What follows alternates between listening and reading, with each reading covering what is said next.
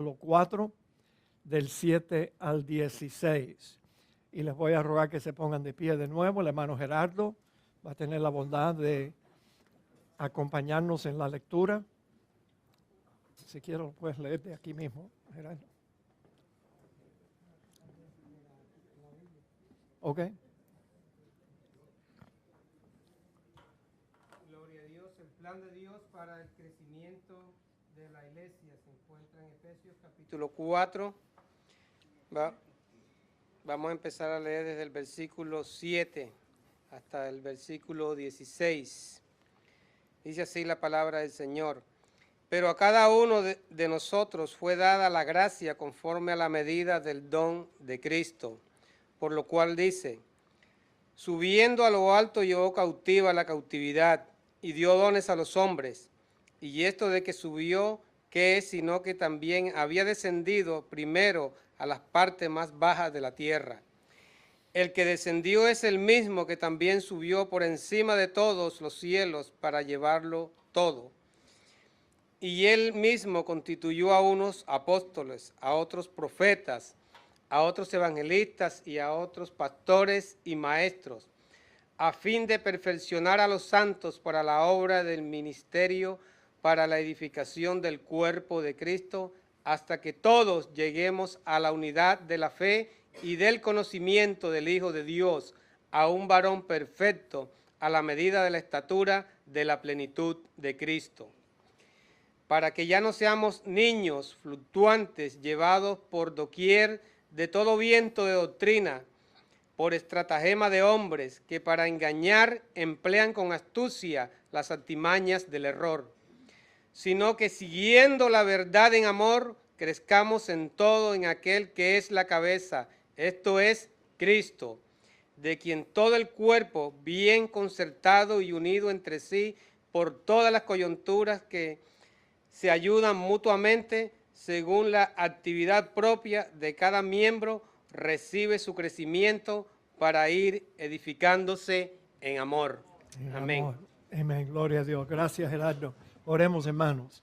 Padre, gracias te damos por este día hermoso, Señor, y por la oportunidad que tenemos ahora de reunirnos en tu nombre aquí en nuestra iglesia.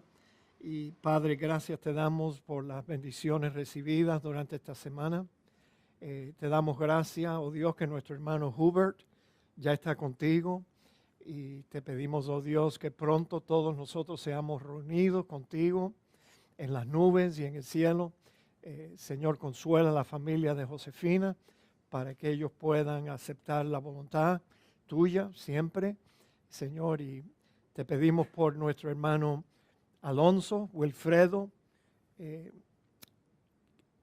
está tratando de regresar a Miami en su vuelo mañana. Señor, acompáñale. Y gracias te damos que su anciana madre ya está mucho mejor. La ponemos en tus manos para que tú continúes haciendo tu obra en ella. Cuida de nuestra hermana Consuelo allá en el Perú y permite que ella pronto se recupere del todo y pueda regresar de nuevo a estar con nosotros. Padre, te pedimos también que nos ayudes a comprender esta revelación de tu palabra. Ayúdanos a aceptarla, más que nada. Señor, aceptar lo que tú nos enseñas aquí. Y te lo pedimos en el nombre de Cristo Jesús. Amén. Tomen asiento, amados hermanos.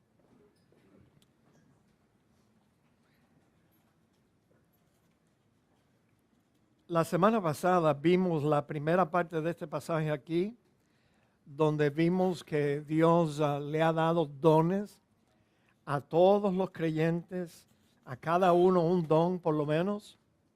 Y esto también Dios lo hace para que nosotros podamos servirle a Él, servirnos unos a otros también en la iglesia.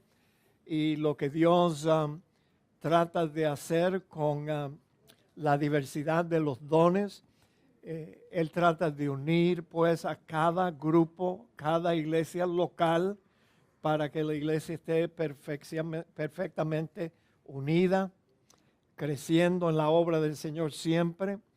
Y bueno, ya vimos también la parte anterior, en los primeros 6 versículos, donde allí aprendimos que esta vida cristiana es muy hermosa, muy valiosa, y Dios requiere que nosotros vivamos una vida cristiana como es digno de esta vocación.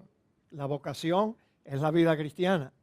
Y si usted ha tenido el privilegio, la oportunidad de conocer esa vida, entonces tenemos responsabilidad de vivir de acuerdo a la verdad. Hoy vamos a estudiar de que Dios no solo concede dones a los creyentes, sino que también Dios ha capacitado a algunos para ciertos ministerios u oficios especiales en la iglesia. Y el primero que es mencionado en el versículo 11 es la función de apóstol. Entre los dones que se mencionan, algunos los constituyó para servir de apóstoles, a otros profetas, a otros evangelistas y a otros pastores y maestros. Ahora, con respecto a los apóstoles, significa la palabra apóstol un enviado. Y en el uso más estricto de la palabra se refiere a los que vieron a Cristo en persona. También fueron testigos de su resurrección, vieron al Cristo resucitado. Eso significa que si eso eran los requisitos de un apóstol, ya no pueden haber apóstol, porque nadie ha visto al Cristo resucitado. Y también era necesario que fueran comisionados directamente por el Señor para predicar y para hacer otras funciones más. Ahora, en un sentido, este es el sentido estricto de la palabra. En un sentido más amplio, en la primera época de la iglesia, la palabra también se usó para referirse a los que predicaban el evangelio junto con los apóstoles. Es por eso que si usted busca el nombre de Bernabé en Hechos capítulo 14, allí se le llama Bernabé. Bernabé era un compañero misionero del apóstol Pablo desde el principio. También se le llama a Timoteo y a Silas en Primera de Tesalonicenses capítulo 2. A ellos también se usa ese título de apóstoles para referirse a ellos. Noten que también Dios dio a la iglesia no solamente los apóstoles, pero también dio en el principio, le dio profetas a la iglesia. Y bueno, los profetas cumplieron la función de predicar, hablaron bajo la inspiración inmediata del Espíritu Santo. Y una cita aquí de el teólogo Barclay, su mensaje, el mensaje de los profetas, no lo tomaron como el resultado del pensamiento y del estudio. Todos los mensajes que nosotros predicamos aquí en la iglesia es el resultado del estudio. Pero no era así al principio con los profetas. Barclay dice que ellos, en los mensajes que ellos predicaban, era el resultado directo del Espíritu Santo, igual que Dios lo hacía en el Antiguo Testamento. Ahora, por medio de ellos, me refiero a los apóstoles y profetas, cuando todavía no existía el Nuevo Testamento, Dios dio guía y dirección a su pueblo, a la iglesia. Pero después que se circularon los escritos del Nuevo Testamento, parece que el oficio de apóstol y profeta fueron retirados o descontinuados. En esta iglesia nosotros creemos que así fue. En otra palabra más sencilla, nosotros no creemos que existen apóstoles y profetas en estos tiempos. No existen, no es necesario. Ya tenemos la palabra profética más segura. Lo que fue necesario antes de circular los escritos del Nuevo Testamento, ya no es necesario. Punto. Y Dios no hace las cosas por gusto. Si ya no hay necesidad de apóstoles y profetas, porque ya tenemos la palabra de Dios, que dicho sea de paso, fíjate qué bueno es Dios. que hoy en día la palabra profética más segura la podemos aguantar en una sola mano. Y ya tenemos esto. Contrario a lo que piensan muchos teólogos liberales, Dios todavía no está hablando. No, Él no tiene necesidad de hablar en esta época, porque ya habló todo lo que nos iba a hacer falta hasta la venida de Cristo. Y entonces nosotros no creemos que estos dos oficios continúan en la iglesia actual. Ahora, la única razón por la cual hay apóstoles hoy en día, pululan los apóstoles por todas partes, es porque los cristianos quieren que hayan hombres superdotados, hombres que pueden obrar milagros, y por eso existen apóstoles y profetas hoy en día. Ahora, yo llevo 42 años en Cristo. ¿Cuántos de ustedes tienen 40 años en Cristo o más? Levanten la mano. 40 años o más. Tú también, Elizabeth. ¿Cuántos años tú tienes, muchacha? Yo pensaba que tú eras una jovencita, ¿no? Ya voy a tener que ajustar la cuenta. Ok. Ella aceptó a Cristo, quiere que nosotros creamos que ella aceptó a Cristo desde temprana edad. Ok, yo lo creo. El asunto, mis amados hermanos, ¿se acuerdan cuando nosotros nos convertimos? No habían apóstoles, no habían profetas en la iglesia, sino que esta es una novedad de los últimos 20, 25 años. Pero allá yo tengo 42 años en Cristo. Y yo sé lo que era vivir antes de la época de esta locura de los cristianos que piensan que hay apóstoles. El otro día me introdujeron a un apóstol de Cuba, chicos. Qué equivocado está ese tipo. Un apóstol que vino de Cuba. Pero mis amados hermanos, nosotros creemos que ninguno de los que hoy se autonominan apóstoles tienen las señales del apostolado que tuvieron los apóstoles del primer siglo. Nosotros no podemos, porque nos dieran la gana, resucitar estos dos oficios en la iglesia. No, no es porque nos da la gana. No, nadie tiene derecho de autonominarse un apóstol. No, los apóstoles tenían que tener ciertas señales. Que dicho sea de paso, nadie tiene hoy en día estas señales. El apóstol Pablo, que fue el último, que muchos no lo consideraban a él como apóstol. Pero bueno, nosotros sí lo reconocemos como tal, porque nada he sido menos que aquellos grandes apóstoles, aunque nada soy.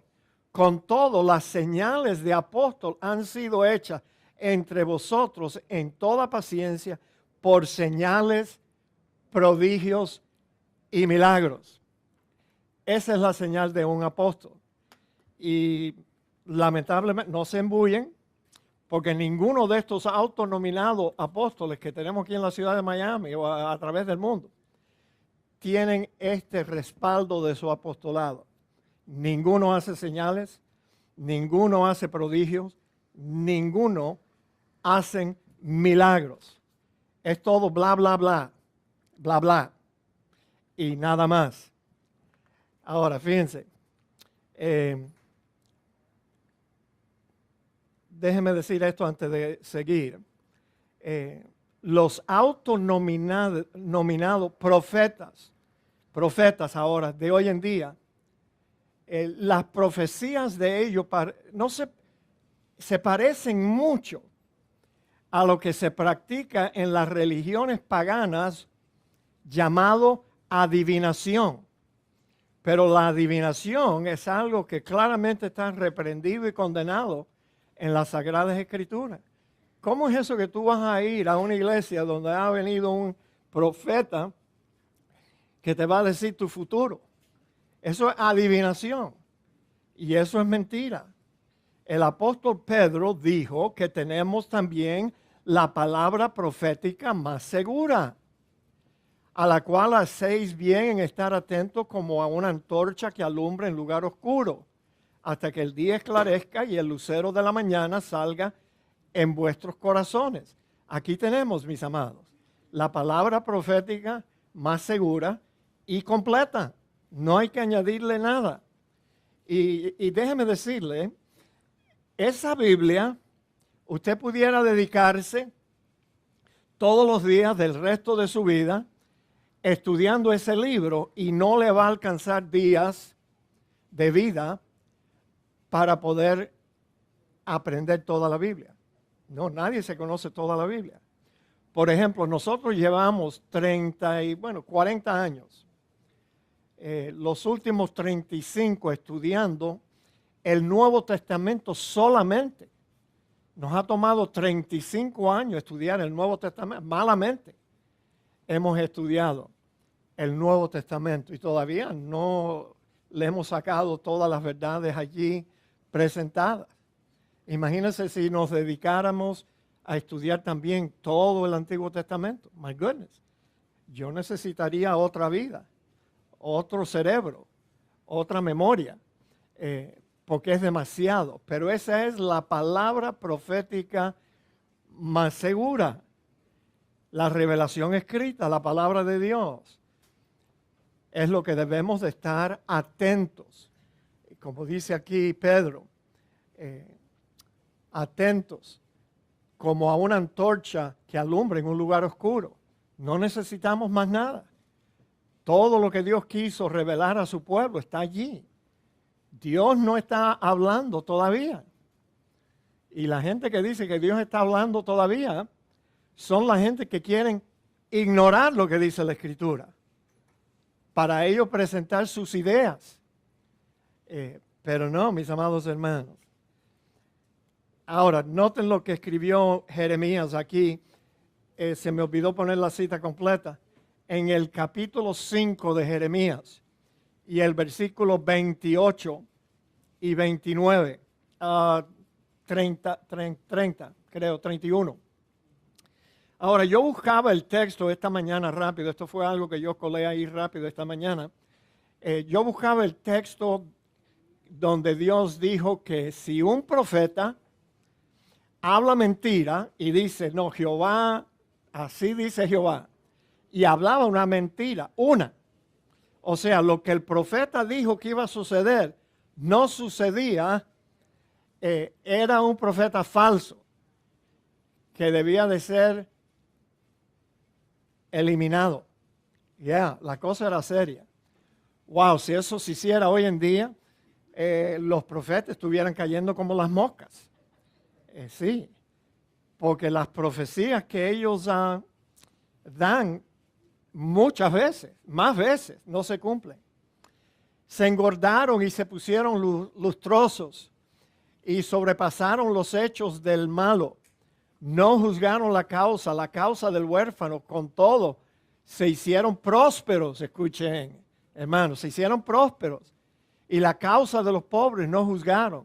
No castigaré esto, dice Jehová, y de tal gente no se vengará mi alma. Cosa espantosa y fea es hecha en la tierra. Los profetas profetizaron mentira, y los sacerdotes, que eran los pastores del pueblo, dirigían por manos de ellos, y mi pueblo así lo quiso. ¿Qué pues haréis cuando llegue el fin? Se dan cuenta que la razón por la cual hoy en día hay autonominados profetas que engañan a la gente diciendo, Dios me dijo, Dios me habló, y muchos apóstoles, es porque mi pueblo así lo quiso. El pueblo cristiano quiere que existan estos hombres. Los cristianos quieren resolver todos sus problemas con un milagro. Y no siempre Dios va a obrar de una forma milagrosa. Es más, Dios no hace un milagro por capricho o por el gusto de la gente o por el deseo de los cristianos. Los cristianos que dicen que tienen mucha fe, no, Dios no está bajo ninguna obligación de hacer un milagro. ¿Sabían ustedes? Ahora, no me tengan lástima, por favor, en lo que yo les voy a decir ahora. Pero yo llevo 42 años en la vida cristiana y yo no he visto un solo milagro. Ni uno. Ni uno, te digo. Ni lo tengo que ver tampoco. No lo tengo que ver. ¿Sabe por qué no? Porque el milagro que Dios hizo en mi vida el 1 de julio de 1976, a mí me basta ese milagro. Ya yo no tengo que ver más nada. Dios no me tiene que dar un milagro para que yo siga creyendo en Él. Absolutamente no. No. El milagro que cuando Cristo vino a mi vida y en un instante transformó la mala vida que yo llevaba en una vida que Él no ha terminado con nosotros todavía, pero una vida mucho mejor que la que yo conocía antes. Yo no tengo que ver más nada. Y yo pienso que los cristianos que buscan milagros, buscan ver un milagro, todos los domingos un milagro, con cada problema Dios tiene que hacer un milagro para sacarme de este aprieto. No son cristianos que están demostrando que ellos tienen fe para ver un milagro, sino que son cristianos que tienen una fe infantil. Una fe infantil. Porque si ellos no ven cada domingo algo que ellos por lo menos perciben como algo sobrenatural o algo milagroso, yo no sé qué pasaría con ellos. Ellos dirían, Dios no está aquí. Dios no está aquí. No, Dios está en todas partes. No. Y por favor, no diga de este servidor, pobrecito el pastor Pérez, en 42 años en su vida cristiana no ha visto un solo milagro. No. Yo vivo feliz y contento. Déjame tranquilo. Yo sé que la vida cristiana normal y exitosa se puede ver sin ver nada, ver nada. Se puede vivir esta vida cristiana sin ver más nada. ¿Qué más demostración necesitamos ver para saber que hemos creído en el Dios verdadero, en un Dios poderoso, en un Dios soberano? ¿Qué más señal necesitamos ver? Ninguna. Por eso yo no busco a estos hombres ni... No. Si algún día yo voy a ir a una campaña de cruzadas de Benny Hinn, es para ver lo que está haciendo ese loco. Para ver.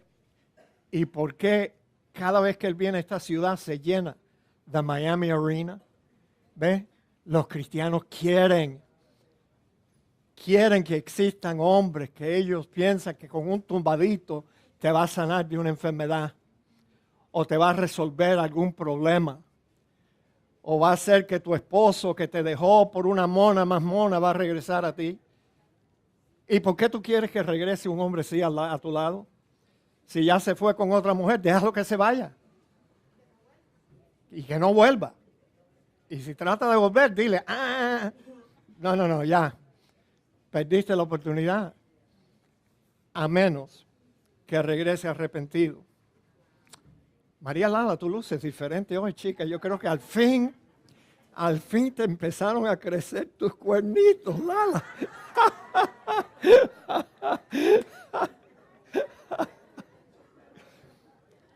Ella me contó que su esposo Milton le dijo lo mismo esta mañana cuando salían para la iglesia. Le dijo, oye, tú vas a ir así con los cuernos esos. Ay, Dios mío. No. Es un estilo diferente. No son cuernos. Amén. Gloria a Dios. No pases pena, María. ¿Me oíste? No pases pena. Tú sabes que yo juego mucho. No, it's okay. All right. Ahora, fíjense. Ahora, también, mira, hay tantos profetas y es claro que para un predicador con poco entrenamiento formal o con poca disposición de ponerse a preparar sermones basados en estudios de la Escritura, le es más fácil pararse delante de una congregación y profetizar lo primero que le entre en su mente en el momento. Más fácil hacer eso. no hay que estudiar. No, que Dios me hable directamente y yo voy a decir lo primero que me venga a la mente. Y que casi siempre lo que los profetas modernos profetizan son generalidades que se cumplen por casualidad o son inventos mentirosos que nunca se realizan. Pero la gente todavía están enamorados de los apóstoles y profetas. Pero fíjense lo que Pablo escribió aún en esta epístola. Dice que la iglesia, los cristianos, somos edificados sobre el fundamento de los apóstoles y profetas, siendo la principal piedra del ángulo Jesucristo mismo. Ahora, si usted sabe ni siquiera un poquito de la construcción, el fundamento es lo primero que se tira y después se comienza a fabricar el edificio encima del fundamento. Los apóstoles y profetas pusieron el fundamento para la iglesia. Con la piedra angular era Jesucristo. Ellos no predicaban acerca de otros dioses ni de otro redentor. Ellos pusieron el fundamento. Hoy los cristianos estamos edificando sobre el fundamento. Pero el fundamento no se sigue poniendo encima de otro fundamento y otro fundamento y otras ideas y otro fundamento. No, ya Dios los utilizó en la primera época de la iglesia para poner el fundamento. Hoy usted y yo edificamos encima de ese fundamento. En Efesios capítulo 3 ya estudiamos misterio que en otras generaciones no se dio a conocer a los hijos de los hombres, como ahora es revelado a sus santos apóstoles y profetas por el Espíritu Santo. Y el misterio al cual el apóstol Pablo se refería, si usted se acuerda, era que los gentiles iban a ser salvos igualitos que los judíos. Ese es el gran misterio. No hay ningún otro misterio. No hay necesidad para ningún otro fundamento, mis amados hermanos. Ahora, yo les voy a tratar de quitar la idea de los apóstoles, los autonominados apóstoles. Fíjense lo que dice Apocalipsis, capítulo 21, del 12 al 14, acerca de la nueva Jerusalén, la ciudad que un día va a descender del cielo a la tierra. Tenía un muro grande y alto con 12 puertas y en las puertas 12 ángeles y nombres inscritos que son los de las 12 tribus de los hijos, 12 tribus de los hijos de Israel. 12 puertas, 12 hijos de Israel.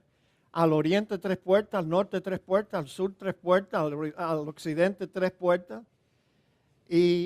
Y bueno, eran 12 puertas en total, porque habían 12 patriarcas en el Antiguo Testamento. Y el muro de la ciudad tenía 12 cimientos.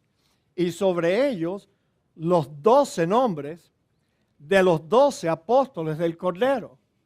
¿Se dan cuenta? Eran 12. 12 nada más. Yo dudo mucho de que usted va a encontrar el nombre de Guillermo Maldonado en un escalón de eso. No. Dios utilizó 12 patriarcas. 12. Y Él utilizó 12 apóstoles. And that's it. Después de eso se acabó la bobería. Ya no había necesidad para los apóstoles y profetas. Digan amén. ¿O ustedes creen que allí va a estar el nombre de Guillermito? ¿Tú quieres creer que Él tiene poderes sobrenaturales? ¿Quieres creerlo? Amén. No borres esa parte. Déjalo allí.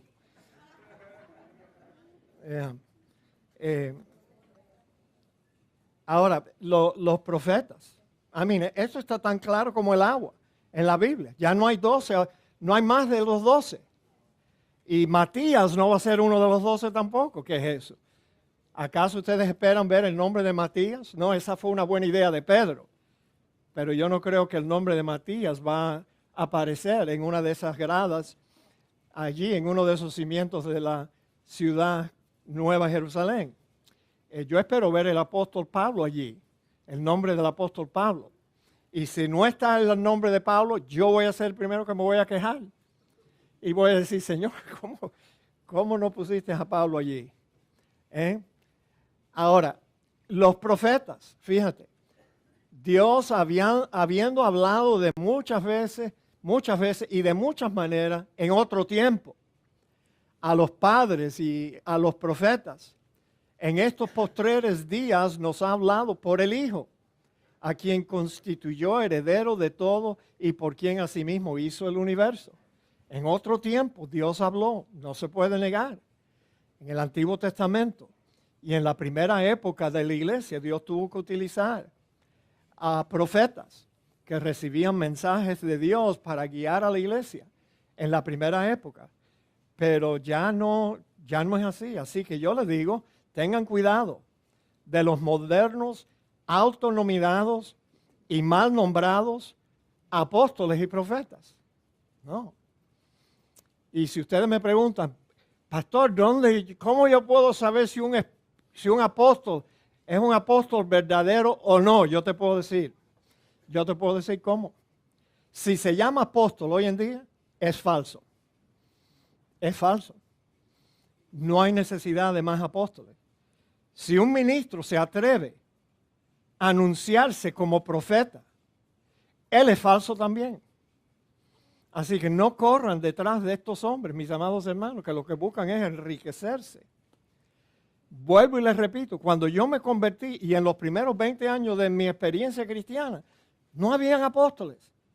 Y tú sabes, nosotros vivíamos la vida cristiana felices y contentos, con la bendición de Dios en nuestra vida. No habían apóstoles. Te digo que esto es algo nuevo. Es el nuevo invento de los cristianos, por la locura y la ansiedad que ellos tienen de encontrar un hombre superdotado para que me resuelva todos los problemas de los cuales yo mismo me metí en ellos. ¿Qué te parece? Desobedecemos las claras instrucciones de la Escritura, nos metemos en un lío y luego buscamos que Dios haga un milagro para sacarnos a nosotros de ese problema.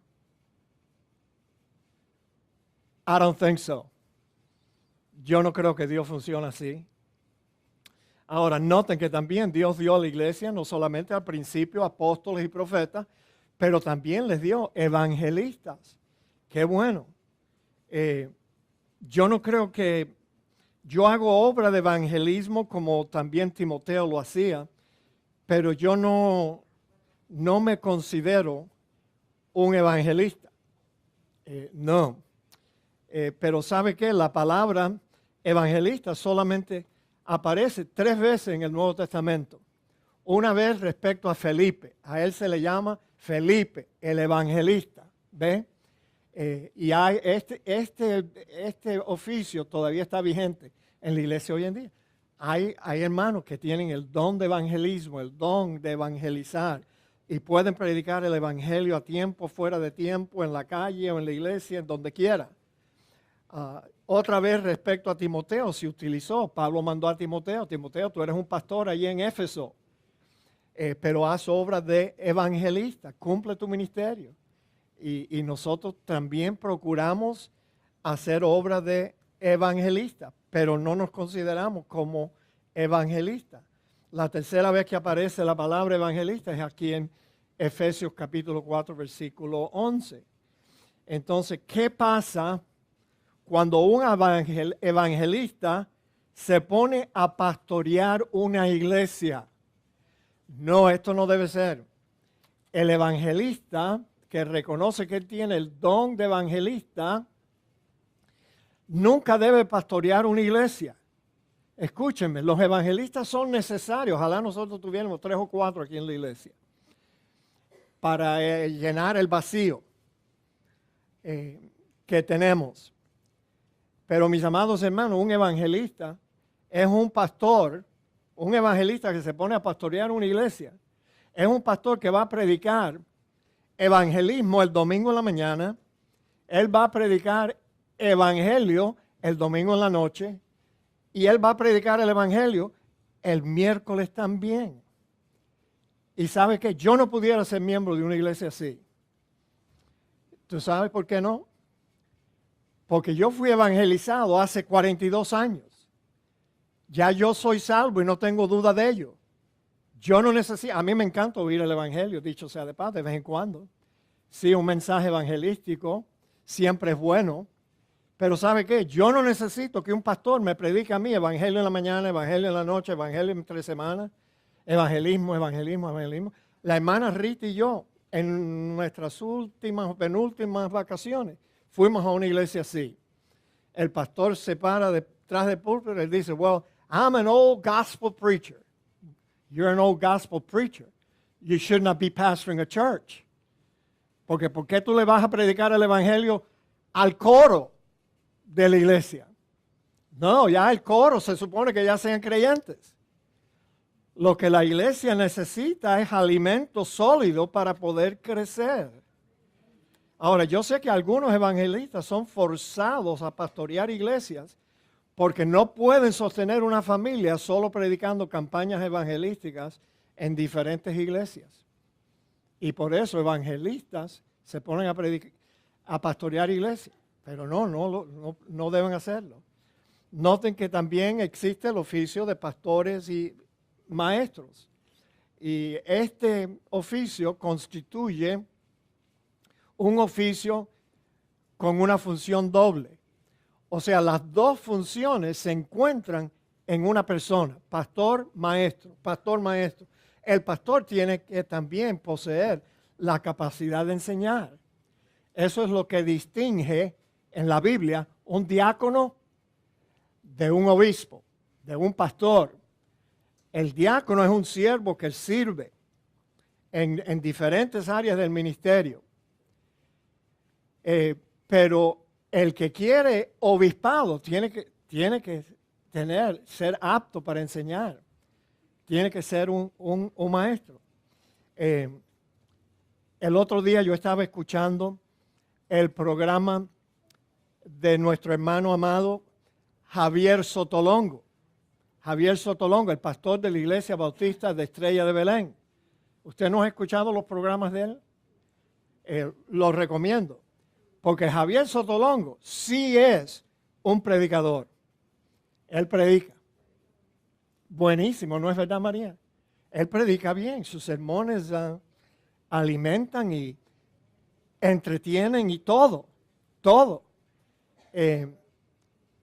Pero nosotros no nos consideramos predicador.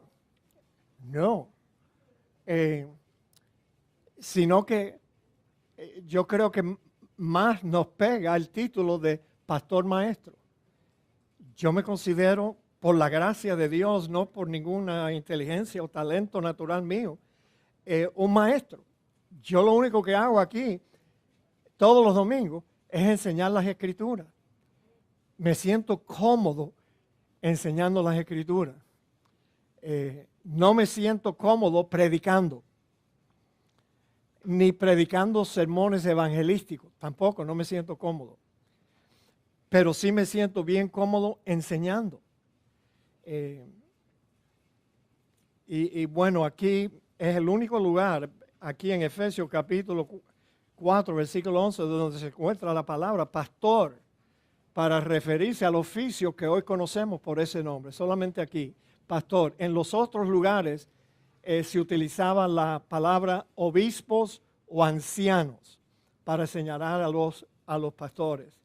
El don de apóstol, profetas, evangelistas, pastores y maestros tenía un propósito específico a fin de perfeccionar a los santos para la obra del ministerio, para la edificación del cuerpo de Cristo.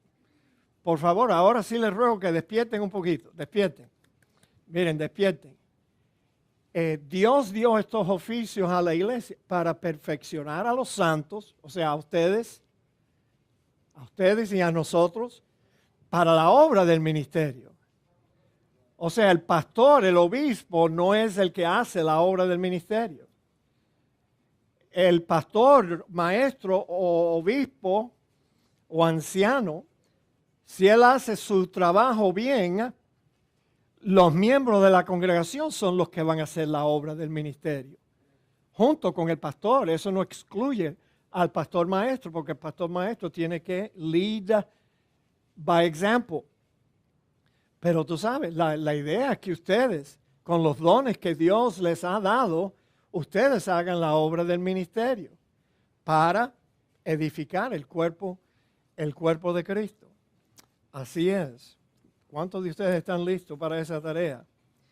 Bueno, la tarea de los apóstoles, profetas, evangelistas, pastores y maestros es equipar a los creyentes para el servicio. Sí. Hoy mismo la hermana Elizabeth y yo estábamos hablando en la mañana que yo creo que ya es tiempo que esta iglesia ofrezca un ministerio de consejería por la radio para aconsejar a cristianos que están teniendo problemas en su vida cristiana, problemas, y no saben cómo salir de esos problemas. Ya han tratado a Benny Hinn y a Kenneth Copeland y toda esa camarilla de charlatanes y no pueden resolver los problemas que tienen en su vida. Y están viviendo pues abrumados y se sienten mal. Y la mayoría, no todos, pero la mayoría de los cristianos, tú sabes que piensan que tienen muchos problemas en su vida. ¿Tú sabes cuál es el problema de esos cristianos? El problema de esos cristianos es que están viviendo en pecado y bajo la disciplina del Señor. Y te garantizo que Santiago no se equivocó cuando él dijo que ninguna disciplina parece ser causa de gozo cuando la tenemos que experimentar. Tú sabes, pero los cristianos hoy en día, tristemente, no saben mucho, no saben casi nada acerca de la psicología de Jesucristo. Qué bueno, yo tengo un libro que traté de leerlo y no me gustó y nunca lo terminé, pero se lleva por ese título, La psicología de Jesucristo, que es diferente a la psicología secular humana. No. ¿Tú quieres buscar psicología secular, humana? Yo te puedo decir lo que ellos te van a mandar a hacer. Te encuentras en un hoyo, agarras los cordones de tus botas y súbete. Algo así. Yes, you can. Álate y tú vas a ver que te vas a levantar. Levántate. Yo escucho en la radio. Levántate, hermano, si estás caído. Levántate. Levántate. Pero nadie me dice cómo me levanto. Y no lo dicen porque no saben. Pero ustedes tienen una oportunidad sin igual. Porque antes de terminar el capítulo 4 o 5, 4 creo que es, ustedes van a estudiar aquí con nosotros el secreto de la victoria del cristiano. Cómo vencer tus pecados. Cómo salir de la disciplina en la cual estás viviendo ahora. Está aquí en Efesios y lo vamos a estudiar. Así que no te lo pierdas. Hermana Flor, te mandamos por YouTube para que tú lo escuches allá. Bueno, el propósito es la edificación y la meta final del crecimiento no es un crecimiento numérico, sino que Dios quiere que todos lleguemos a la unidad de la fe y del conocimiento del Hijo de Dios, a un varón perfecto, a la medida de la estatura de la plenitud de Cristo, para que ya no seamos niños fluctuantes, llevados por doquier de todo viento de doctrina, por estratagema de hombres que para engañar emplean con astucia las artimañas del error, sino que siguiendo la verdad en amor, crezcamos en todo en aquel que es la cabeza, esto es Cristo, de quien todo el cuerpo, la iglesia, bien concertado y unido entre sí por todas las coyunturas que se ayudan mutuamente, según la actividad propia de cada miembro, recibe su crecimiento para ir edificándose en amor. Estos versículos explican lo que Pablo tenía en mente cuando habló de la edificación del cuerpo de Cristo, que no es un crecimiento numérico, sino el logro de madurez espiritual de parte de todos los creyentes.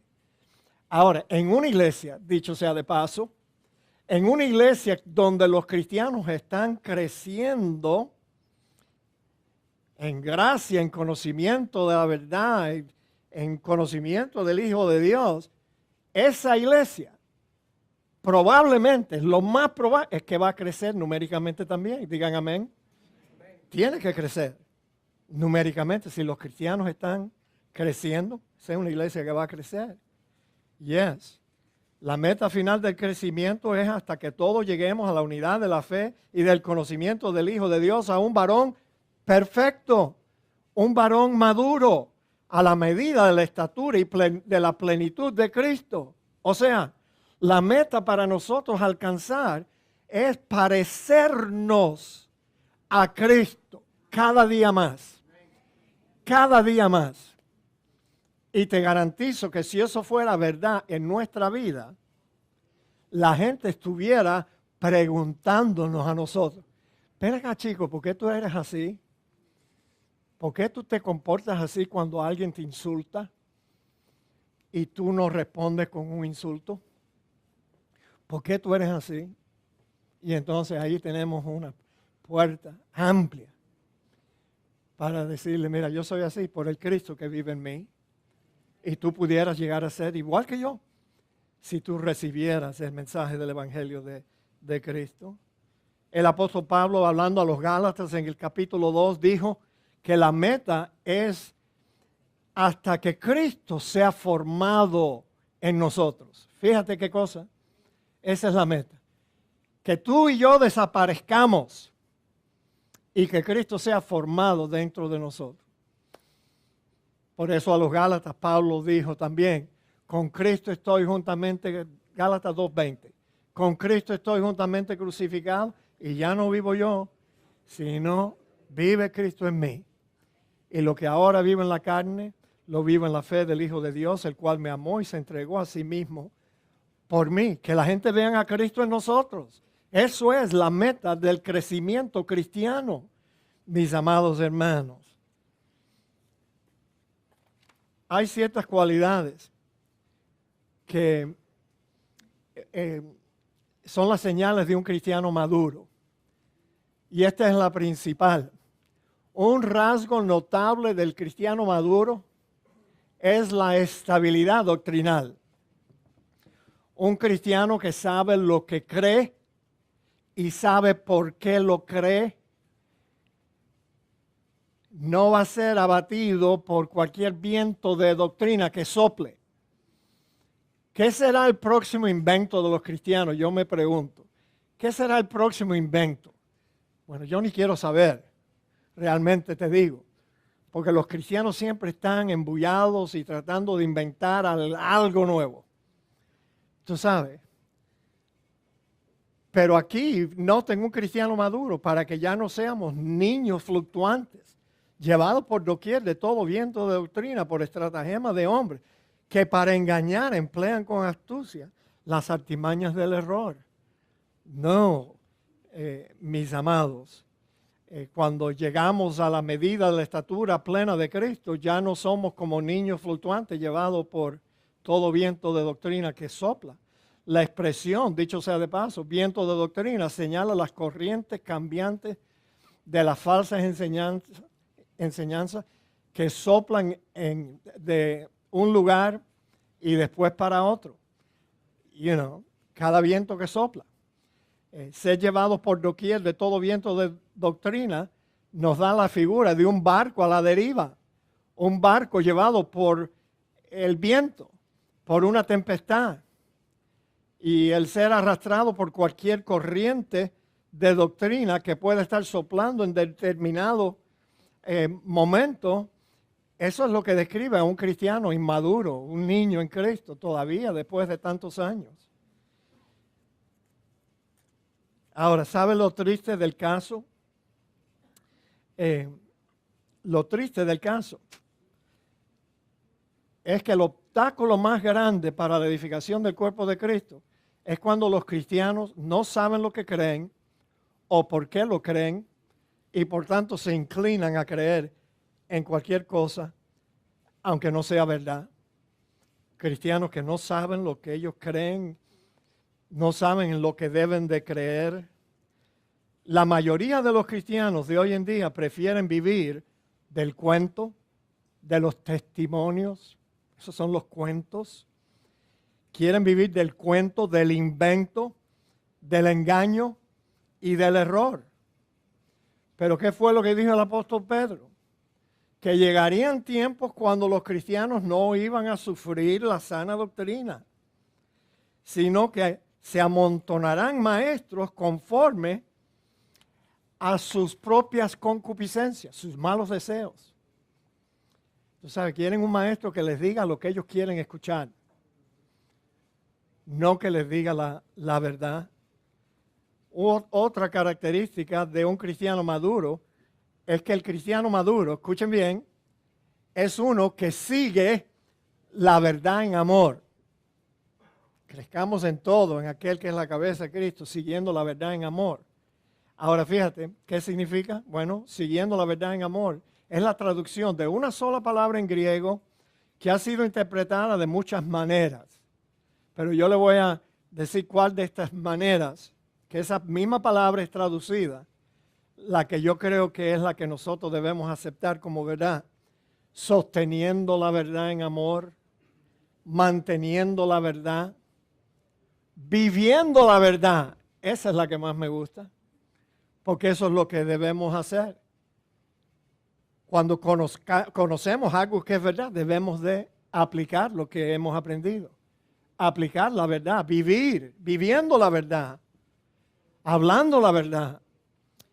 Hay muchos que piensan que debemos unir estas 4 diferentes formas de interpretar la misma palabra en griego en una sola idea.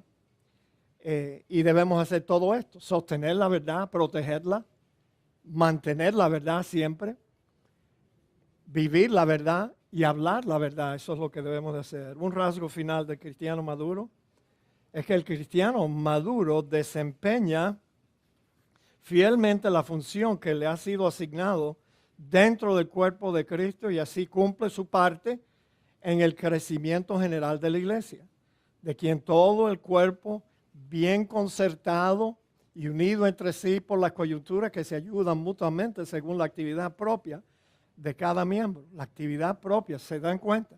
La actividad propia de cada miembro. Cada miembro tiene un don. Debemos descubrirlo, debemos entregarnos al servicio del Señor en la iglesia, fuera de la iglesia. Debemos hacer algo. No se quede en una silla escuchando sermones el resto de su vida.